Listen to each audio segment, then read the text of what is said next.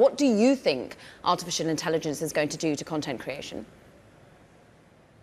I think artificial intelligence is better referred to as augmented intelligence. It's actually a democratizing force to allow creators of all kinds to be able to produce work at a larger quantity and a quicker pace than they ever were before.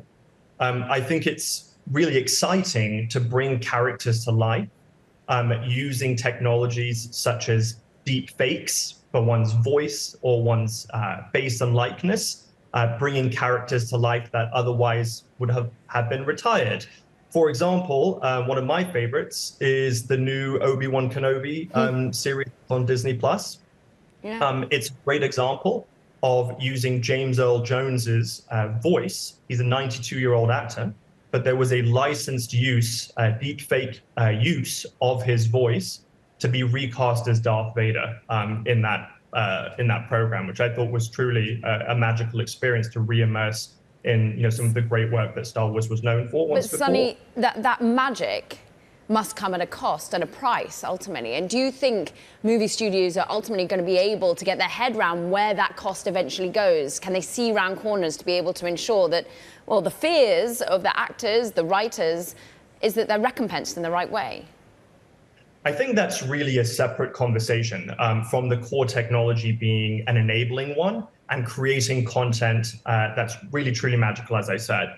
Compensation and revenue splits are absolutely something that needs to accompany this. But I don't think that the technology itself ought to be demonized, because I do think it's going to be a rallying cry for many would-be creators out there. I do think back-end splits, usage of one's likeness, being able to leverage that likeness in exciting ways in collaboration with the IP owner, these are things that absolutely need to be handled. I think the same way that MP3s changed the music business in many ways and created new revenue opportunities, there was a lot of fear that kind of accompanied the onset of that new technology at the beginning.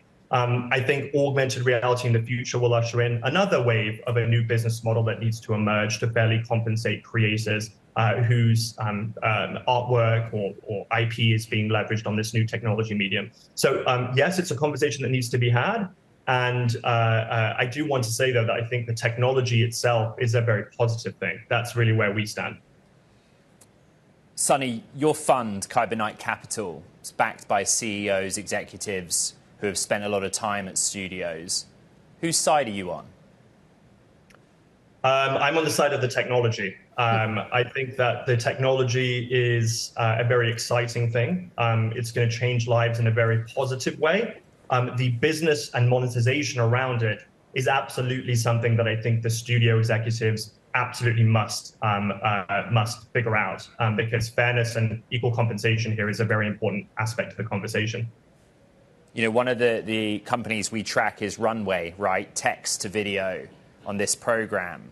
And if their concept and technology proves to be a value add to making films, then the actors who are striking will be concerned, right? Do you see a situation where we find a resolution where the actors are happy and we keep investing in technology that can potentially displace jobs?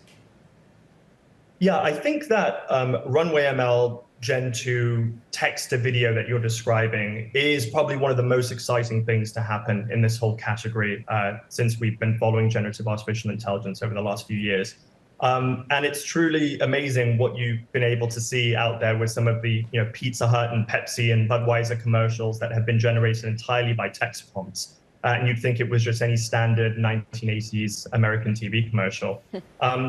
I think that when you see it with people with 7 fingers and them gulping down, that's something that looks far like anything besides a beer can, you get to a point of seeing just how rudimentary and early we are with this technology. I don't think it's right to think that it will be replacing people, because you could argue that Epic's Unreal Engine being used to shoot The Mandalorian could have displaced certain crew members who were working in visual effects before. It's simply putting out better content that audiences want. When it comes down to Runway ML in particular, I think of it more as an editing and storyboarding kind of component of the greenlighting process. I don't think it's in a place to be able to fully generate a film anytime soon that would replace even the most basic, kind of roles in the entertainment industry. Yeah. It's just a storyboarding component to getting to the final product. It's a stepping stone, the kind of way that you would be using, a variety of Adobe After Effects kind of tools or storyboarding tools to kind of put before a producer for greenlighting in the first place. Sunny, I love the way you say you're on the side of technology. You don't want to be seeing it demonized. Where are you seeing the excitement then? Let's go in on the silver lining to some of the clouds and the fears. You're looking at writing checks. You're looking at backing some of the most revolutionary types of technology in this space. Where is it being built? Who buy? What sort of companies are interesting you? Yeah, so I think that using deepfake technology is incredibly exciting for a multitude of applications, entertainment being one of them. Bringing voices, cloning voices, and bringing characters to life is something I described with the Obi-Wan Kenobi deepfake for voice kind of application. So there's a great company called Resemble AI that's doing things like that. There's another company that's out there doing it for dubbing when it comes to international language localization called Synesthesia, based out of London. It'll allow David Beckham to film one commercial one time in English, and his face and voice, with his authorization, of course, will be dubbed into local languages completely seamlessly. So I think that's a very interesting application for advertising. I think another really interesting application that speaks to me is in the gaming industry, where you can have generative AI and ChatGPT actually be used to generate decision trees and dialogue with NPCs, non-playable characters, on the fly as you're navigating quests. I think that's another really interesting space we're looking at right now.